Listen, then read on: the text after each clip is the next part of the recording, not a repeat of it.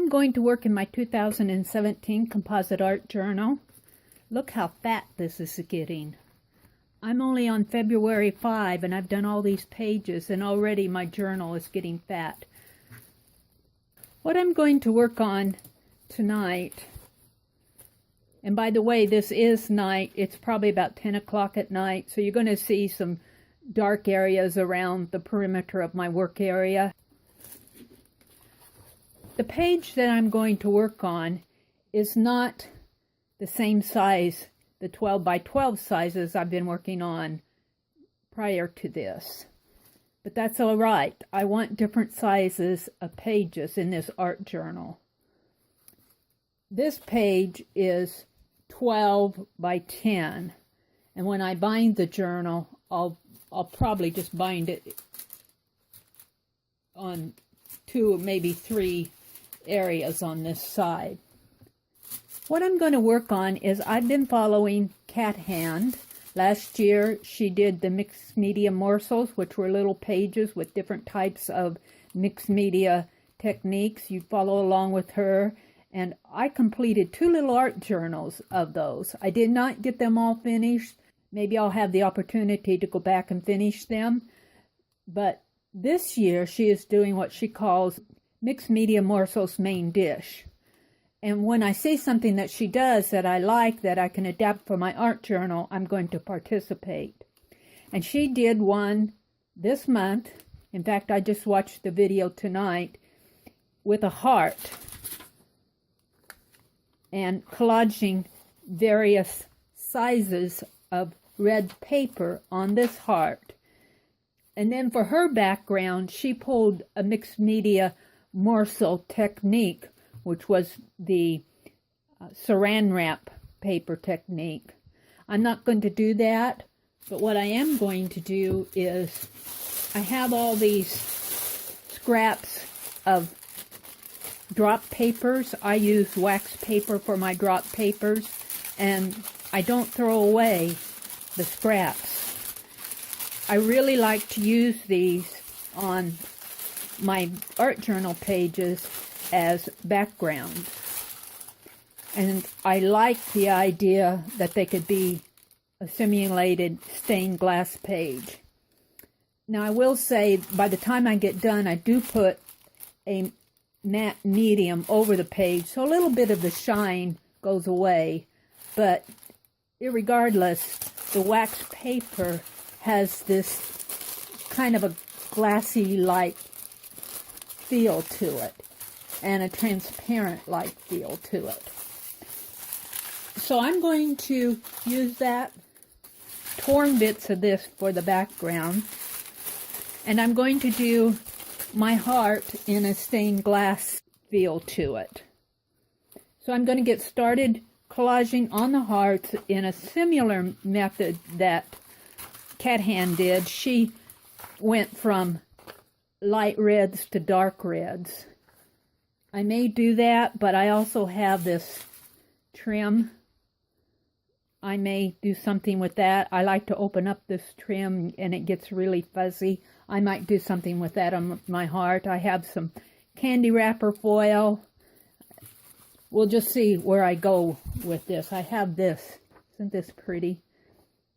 I don't know if you can see it, but it's got a little gold shine to it.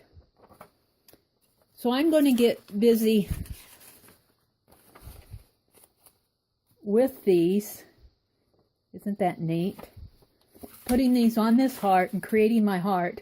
And then I'm going to go in and do the background and bring the two together on a collage page similar to what Cat Hand did for her Mixed Media Morsels Main Dish 2.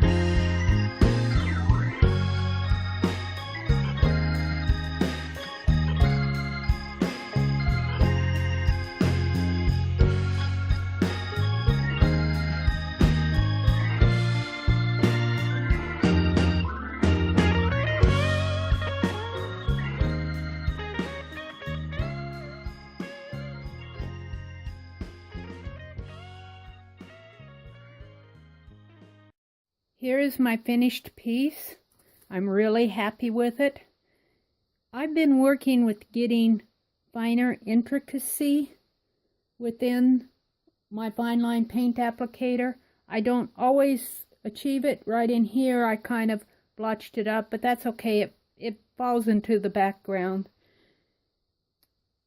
The background of this was made from my drop paper that was paint on wax paper. I use wax paper for my drop papers, and when I'm working, scrap paint gets swooshed off on it, and then I save them, and I find that they make really nice pieces for a stained glass background.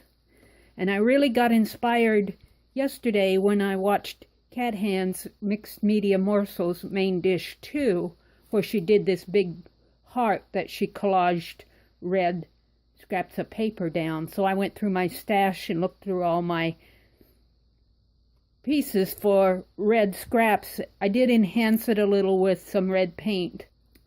Cat Hand used markers. I used red transparent paint. After it was all dried, I put this intricate stained glass pattern on it. I'm really happy with it. I'm happy with how it came out. This will make a very nice addition to my 2017 composite art journal. I will see you on the next page.